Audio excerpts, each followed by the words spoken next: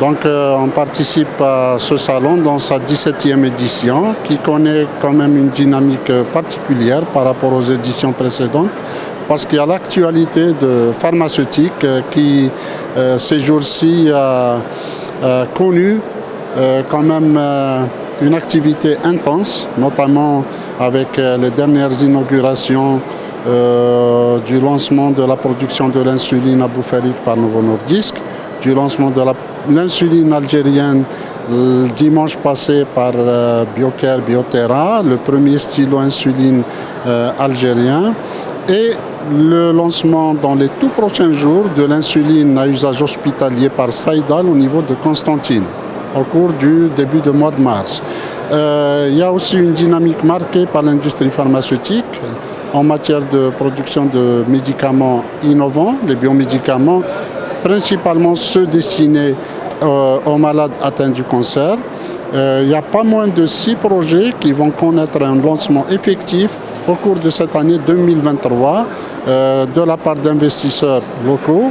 d'investisseurs dans un cadre de partenariat avec des multinationales, mais il y a aussi un projet très important de Saïdal en coopération avec un grand laboratoire de la Corée du Sud.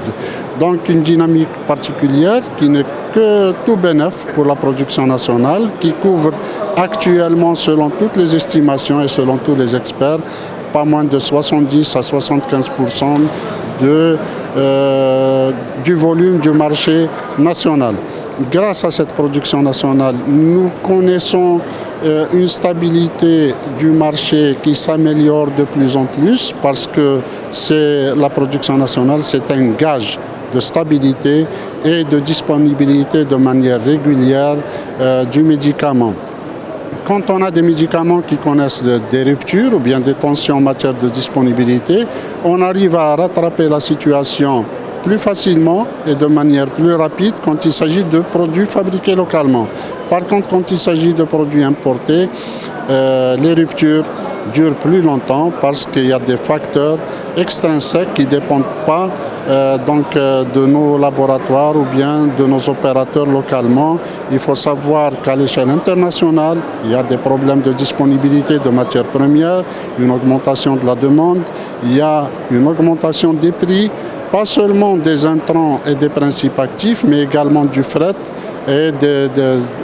du coût du transport. Les plus grands pays industrialisés, développés en industrie pharmaceutique, comme la France, l'Allemagne, le Canada, ils ont des listes très allongées en matière de rupture de médicaments. Chez nous, la situation s'est beaucoup améliorée ces derniers mois, ces dernières semaines. La liste des ruptures a été réduite,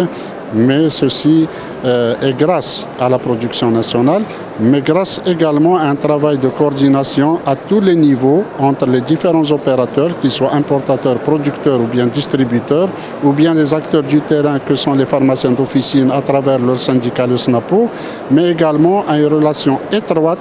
avec les instances chargées du médicament, notamment le ministère de l'Industrie pharmaceutique, avec la direction de la veille stratégique, l'inspection générale, et dans le cadre de notre présence et participation aux travaux de l'Observatoire national du médicament. Donc, on fait un petit peu de l'anticipation. Les pharmaciens sont un outil de veille qui transmettent rapidement l'information à leur représentant, le SNAPO, qui lui a délégué une commission de plusieurs membres du bureau national qui sont en contact permanent et quotidien avec le ministère de l'Industrie pharmaceutique et tous les acteurs du médicament, donc pour faire dans l'amélioration de la situation.